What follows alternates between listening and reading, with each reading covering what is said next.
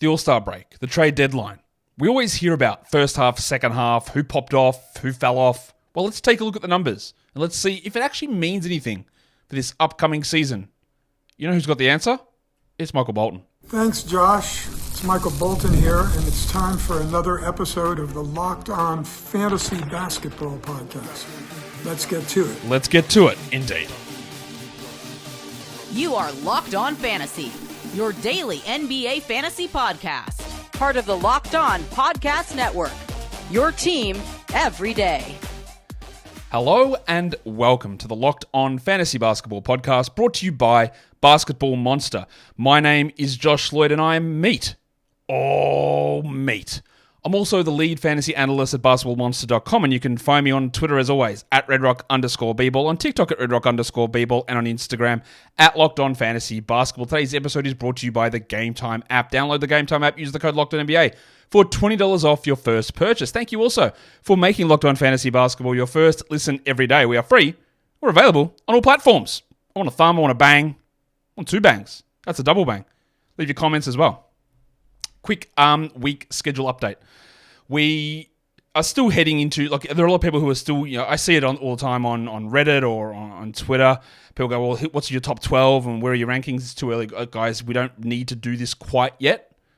There's no need to be doing drafts just at this point. As much as I love fantasy basketball and I do it all year round, I don't think that we need to be diving that much into that at this point. Now, in saying that, Dan Titus has told us that Yahoo drafts are going to open this week, the end of this week. So once their initial numbers come out, I will do a reaction to that because I've got 1.5 teams to do in my initial first pass projections. That's almost finished. So I'll be able to compare that and see where we sit with it.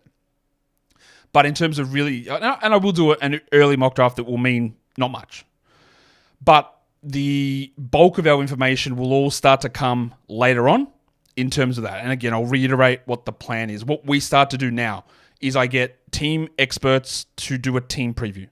We talk about the things from a basketball perspective that we can translate into fantasy perspective. And then when more data comes out, ADPs, rankings across different sites, then I do a fantasy team preview, which comes throughout September. And that is all of the information base that we get based on those teams, 2 individual previews. One that's tied into fantasy and one that's our base bit of knowledge from the people that cover the team every day. So that's what we're going to be starting this week, starting off with the Bulls, I think. I think it's the Bulls we're starting off with. So be aware of that. That's the plan for this week with other shows all sprinkled in all the way through. That's how we roll. We do many different things here, but the team preview, team beat reporter, Locked On hosts shows are beginning this week. So what are we doing in this show? Well, what we're doing is looking at silly season. The reason this is an important thing to look at is twofold. If you were eliminated from your fantasy league, you may have not been paying attention to what actually happened through March and April. If you were out there winning your championship, first of all, congratulations, but you would have been hyper-focused on the things that were happening. And sometimes that can skew your ideas of what it means for next season. There are changes that happen around that time. The trade deadline occurs, just before the All-Star break. And then we have the All-Star break, which is a time usually when a lot of teams reassess their goals and their plans and they reset. They start to rest more players, Utah, Portland. They start, Charlotte, whoever it is. They start to go, well, we are bad and we are shutting guys down towards the end of March and our organizational goals change. Rookies who didn't play in the first half will play after the All-Star break. So I used a cutoff when looking at these numbers of Sunday, February the 11th. That is like 2 days or so after 3 days after the trade deadline. I know I've said this is post All-Star. It's just before the All-Star break. It gives us that little bit of time, 4 days or so before the break, pushing through to the end of the regular season. So we can see who was better in value, who dropped off. That's the idea of what we're going to go through right here. So let's start. Let's start by looking at the guys who jumped up. Who were the guys after the break that saw their value increase significantly? Because they're the guys often that will stick in our heads. And then we'll go, that's interesting. Like, how much attention are we paying to these sort of players? We'll start, again, looking at this list. A lot of names there that you would have been using a lot in fantasy. These are guys who we think were awesome, and they were at times, but the whole period that February 12th actually, February 12th through to April 14th, the final little 2 months of the season, this is where they sort of sit. And when I say they moved into relevance, they didn't move into top 100 per game numbers, but they did move into top 150-ish, top 180-ish sort of numbers, which is relevant through that period. Jake LaRavia barely played for Memphis, but nearly everything about Memphis we can disregard because everyone was out. Bane wasn't there, Morant wasn't there, Jaren was in and out. Brandon Clark hadn't come back for most of that. Vince Williams ended up being out. It's all over the shop, but LaRavia showed something. One of the guys who did really start to pop off was Delano Banton. He was traded from Boston at the deadline, who came from Toronto 2 years before. But with Portland sitting everybody down, Simons, Grant, Brogdon, all these guys being out, Banton was able to step up. And those numbers, if you are watching on YouTube, you can see on the screen are his post-All-Star break numbers. Banton, though, was able to jump up into the top 130, 128th in -1. He was able to be a top 100 fantasy points player, whereas before the break, he was outside the top 400. Did he show enough? Like, I guess so. Like, he did something where you can say, well, he's not a terrible player, but still, Delano Banton shot, 41% from the field. He averaged 17, 5, and 3.5 assists with a steal because everyone was out. That is really key. We all remember how good Banton was. He still came off the bench for a lot of those games, but that's just not really going to make much difference, I don't think, for this team. They still got Scoot, still got Sharp, still got Simons. They acquired Avdia. So Banton's the fourth guard who has limited minutes playing at the 3, I guess. Two Charlotte guys, Trey Mann, Vasa Misic. They occupied the backcourt with LaMelo Ball not playing and with Terry Rozier being traded away. Now, they didn't really do a huge amount, Charlotte, to bring another guard in, but Ball is healthy. And Josh Green does come in, and I expect that Green starts. Mann was more reserved in terms of the usage I thought he would have. Misic had a lot of assists, but again, these are real situations where the value of these players came because of the way the team was set up. Keon Ellis, another guy that jumped from not even in the top 200 before the break to being a guy that we could use. Now, their team is a little bit more complicated now because Hurt is still there, Monk re-signed, and they bring in DeRozan. So, Ellis, I do think will start on the Kings, but that doesn't mean he plays 30 minutes. His usage will be minuscule. He'll be a blocks and steals sort of streamer, but he showed enough. And that one's got more realness than Mann or Misic or Banton or LaRavia. The other one there is Juice McBride. He went from 332nd to 162nd. He went from 342 to 180 or 190, in points leagues. But we all know that the Knicks had no Randall. We all know that during that time there was some issues with Brunson and his ankle. We know that there was no Anunoby. Everyone was out. And McBride now moves back to a pretty small role as a reserve as they bring Bridges back or Bridges in and the other guys return. So again, he was a big step forward guy and we used him quite a bit. There were many games that Juice McBride played 48 minutes. But there's no way that there's any sort of real relevance to that happening. He didn't take this big step forward that he has to carve out 30 minutes a night. I don't think there's any realistic way that happens. Today's episode is brought to you by eBay Motors. Passion, drive, and patience. They are the ingredients for a winning championship, a fantasy championship maybe. But it's also the things that you need when you are doing things with your car or keeping your ride or die alive. eBay Motors, that's where they come in. Whether it is superchargers, whether it is exhaust kits, the old Milo tin, brake pads, LED headlights, decals, whatever it is that you need. eBay has those parts for your car. They've got over 122 million parts available in their inventory. Do you say inventory or inventory? Inventory. Inventory, surely, hopefully. Anyway, that doesn't matter because eBay Motors has got it all. So whatever part you need for your car, you're going to find it there. And if you don't find the part or the part doesn't fit, well, that's what eBay Guaranteed Fit is. You buy it and you know that if it doesn't fit, you get your money back. Keep your ride or die alive at ebaymotors.com. Eligible items only, exclusions apply. eBay Guaranteed Fit is only available to US customers.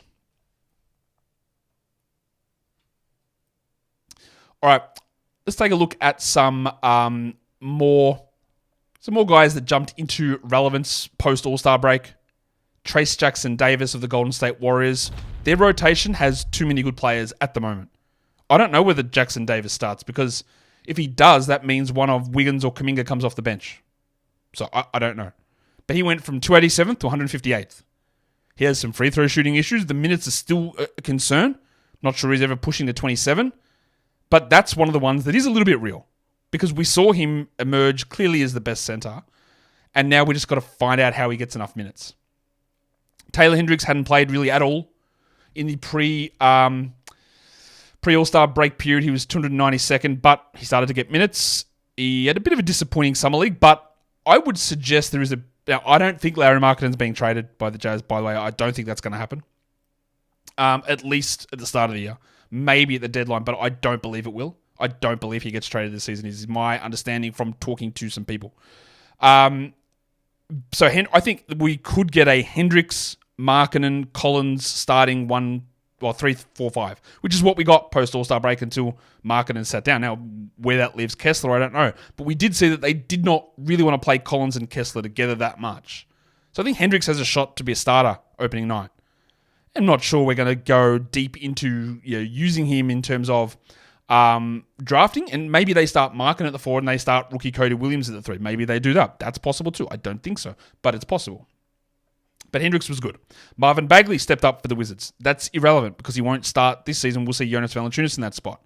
Andy Wiggins, who had a disastrous beginning of the season, and the big fella, Drew, he was 259th post-break, 150th. Still not great, but it is an improvement.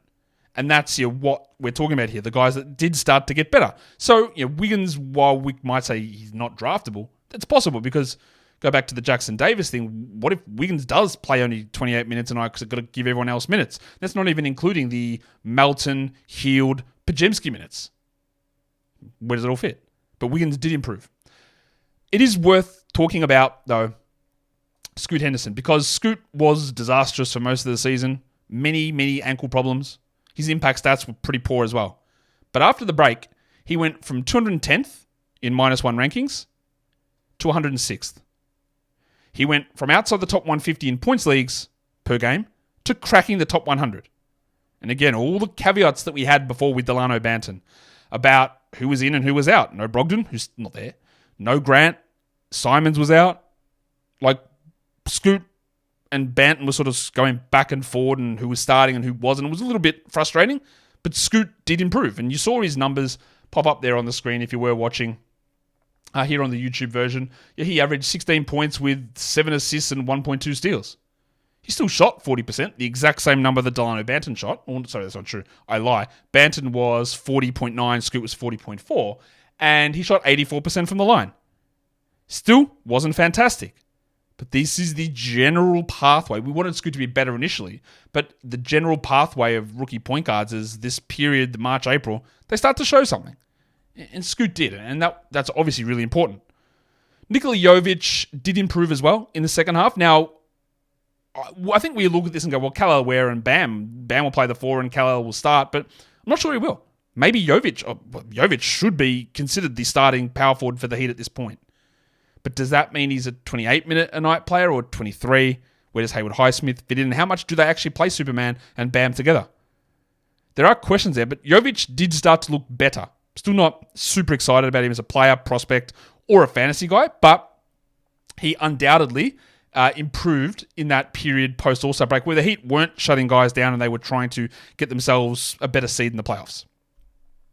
G.G. Jackson's another one of those Memphis guys who went from 258th up to 159th in category leagues. We know that he's way better in points. He went from 223 to 130th. He is going to struggle to find a strong role on this Grizzlies team this season. There just isn't the role there that was there last season. He's not going to start. Vince Williams is better than him. There's Marcus Smart, there's Ja Morant, Edie, Clark, Jaren, Bain. He's got a long way to be a super relevant player. And we'll know that GG looked better, but the numbers don't tell us how excited. Like they don't sit here and go, wow, that was actually amazing. We need to really heavily consider GG because he was fine. There's a lot of holes in his game, and I don't know that they've been fully patched up. Some other guys that moved into relevance were Peyton Pritchard, Rui Hachimura, which is interesting because the Lakers roster is not different at all. The only player that's brought in is Dalton Connect to replace Taurean Prince, plus a new coach. I'm not drafting Rui, don't get me wrong. He's not a category league guy you might consider in points, but I think he's definitely going to start over Connect. Paul Reed, with him beat out second half of the season, he was a relevant player. He's not going to be in Detroit. I think that's pretty obvious. Simone Fontecchio was able to jump up hugely for the Pistons in that second half of the season, but I don't think he will this season. Tobias Harris is there. Asar Thompson, hopefully, is fully healthy now.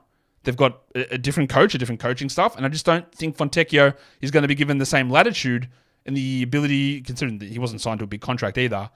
He's not going to be given that level of freedom to do what he did in Detroit. And then Gary Trent stepped up quite a bit towards the end of the season, but that Raptors team was a mess. Barnes was out, Purter was out, guys were in and out, shifting from their lineups. Now he moves to Milwaukee, where he will get at least, I'd say, 28 to 30 minutes a night starting. But usage-wise, he is clearly third, maybe fourth behind Brook Lopez, maybe fifth behind Brook Lopez. It's all going to come down to where his steals sort of sit. And while the minutes are relatively secure, he's just not going to be asked to do enough, I don't think, Trent, to be anything worth more than what Malik Beasley was last season. But after a really poor beginning to last season, when the Raptors started to shut guys down, we did get more coming out of Gaz Trent. Now, what about the guys that really stepped up? The blokes who moved to be post-All-Star, post-break, top 100 players. Because there were some of those, absolutely.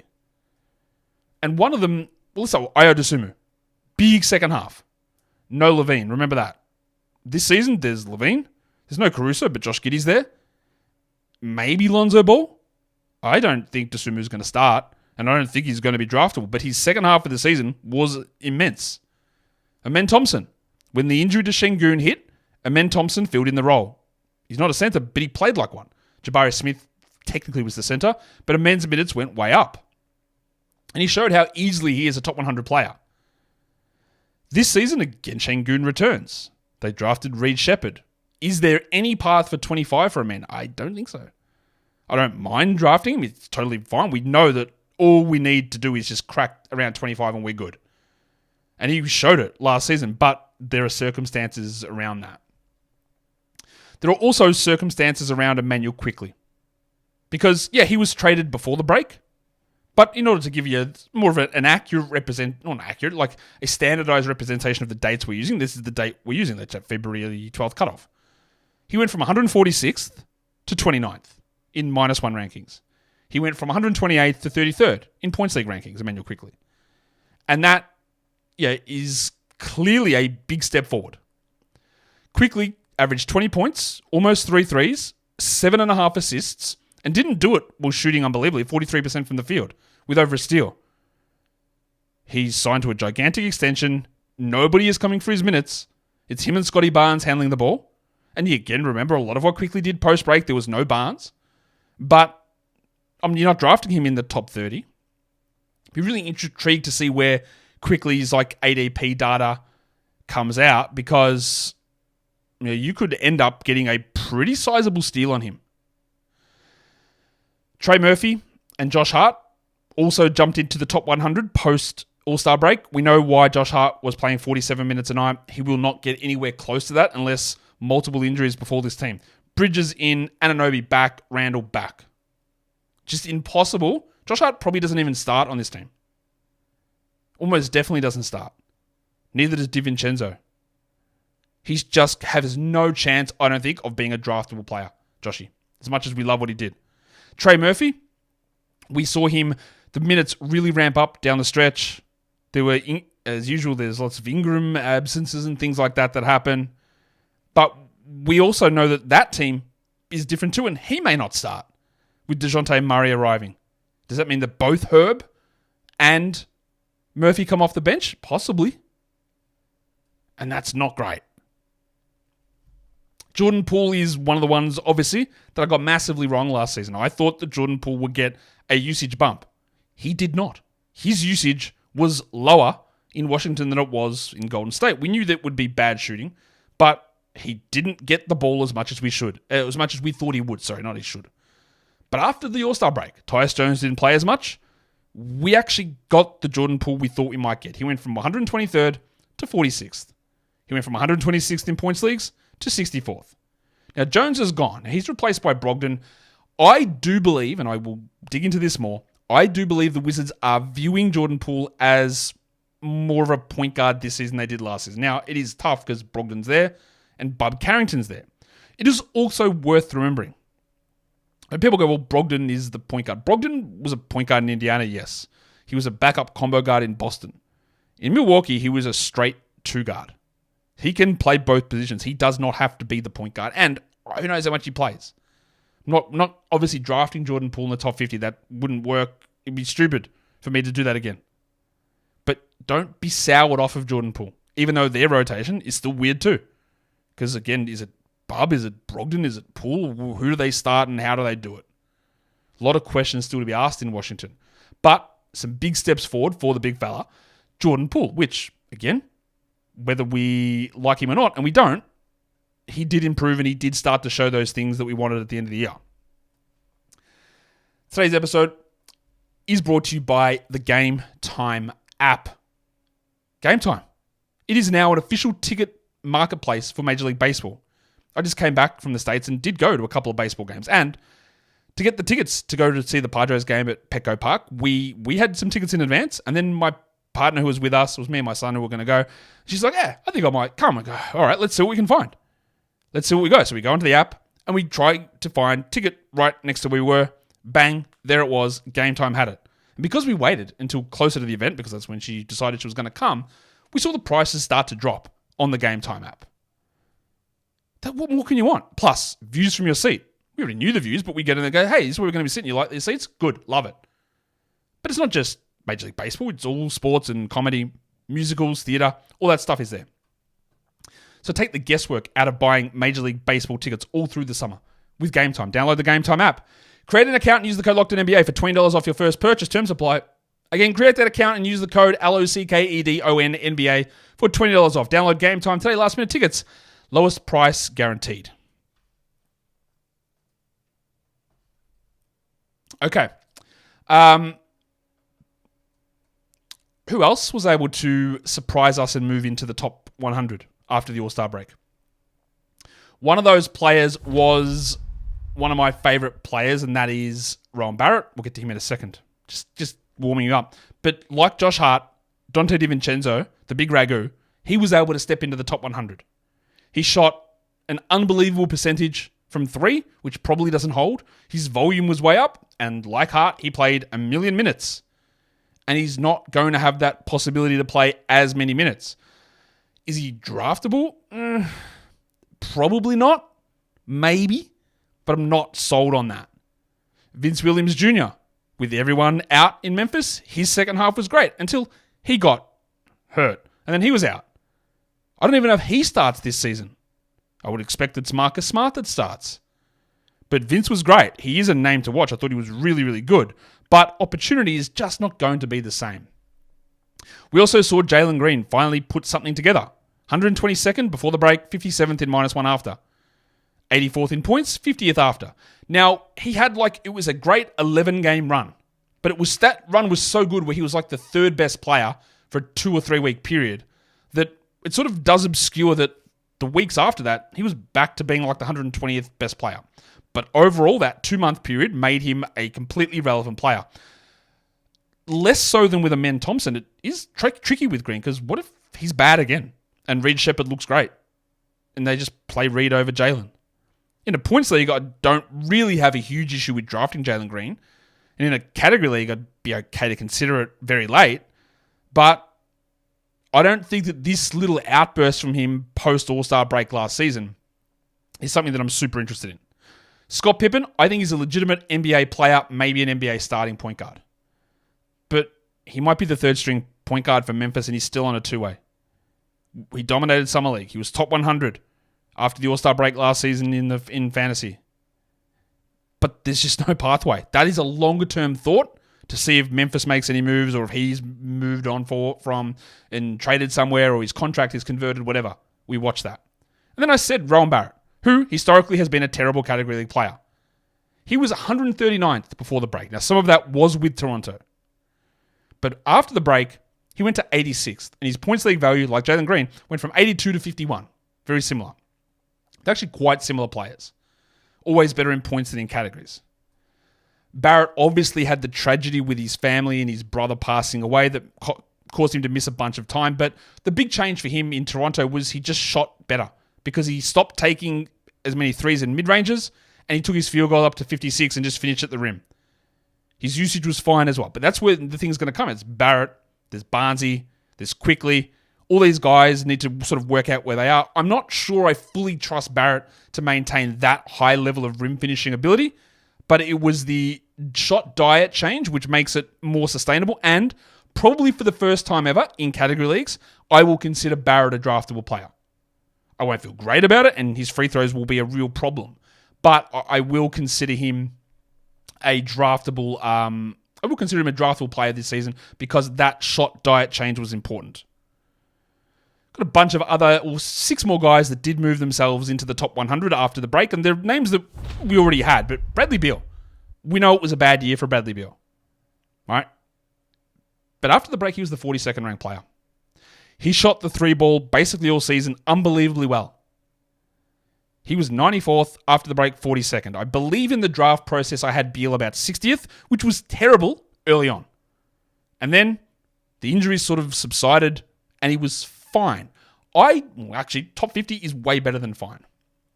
I actually think Bradley Beal might end up as a little bit of a sneaky steal. Like, where does he get picked? In the 80s? 90s? You got to have some worry about his health because the back has been an ongoing concern now for 2 years. But I'm not sure that many people realised that he was actually good down the stretch. John Collins and Colin Sexton, well, that was partly, again, the Markkanen stuff. Markkanen was out, and Collins and Sexton were able to put up really good numbers. Sexton improved a lot. But now we have to deal with where Markkanen fits, where the new draftees of Cody Williams fits. Do they just run George, Sexton as the starting backcourt? I expect so.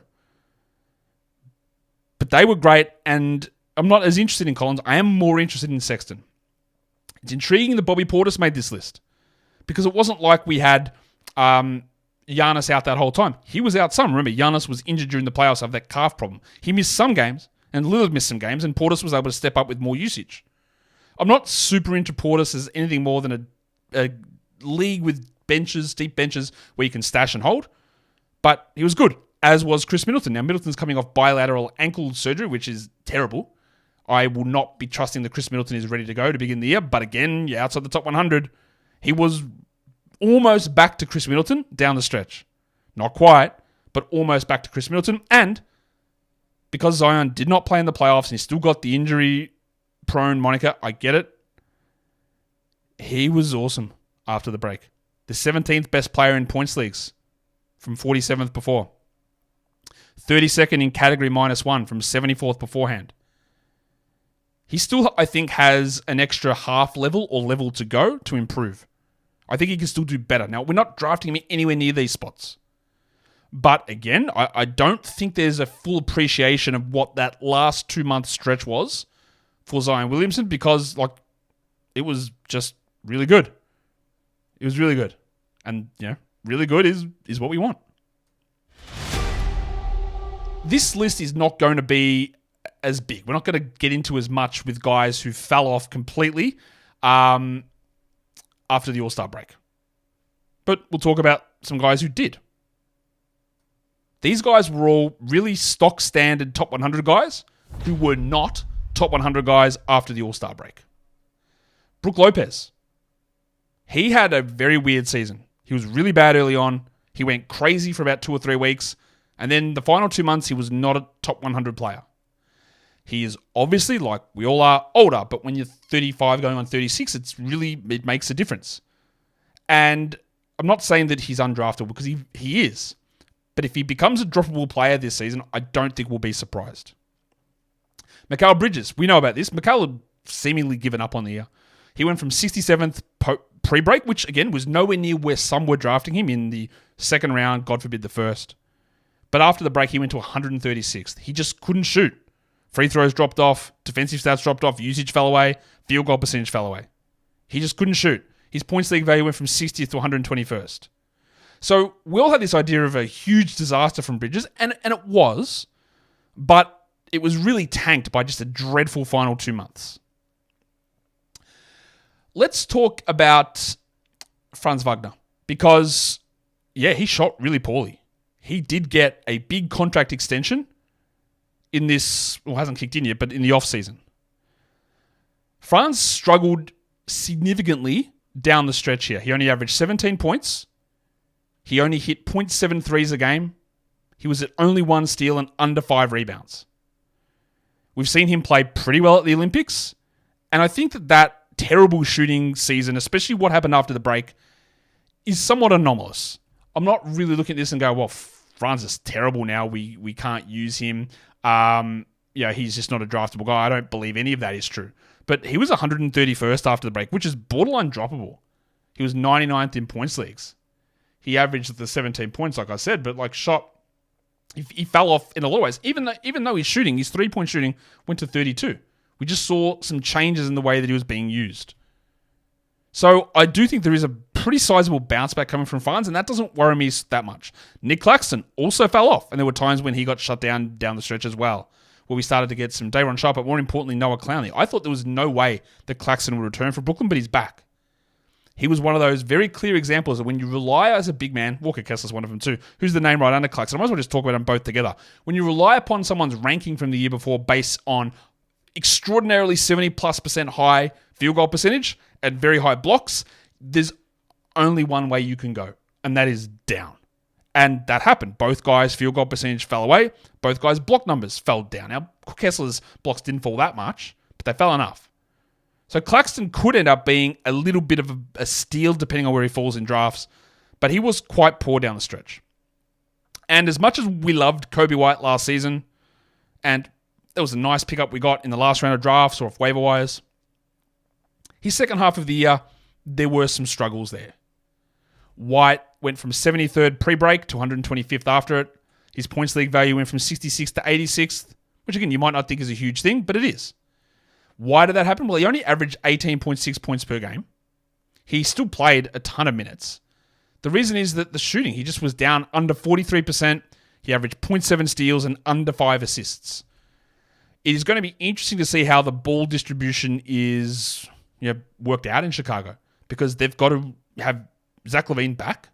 I assume he plays on this team. Maybe he doesn't. Josh Giddey is there, who's a very different player to Alex Caruso.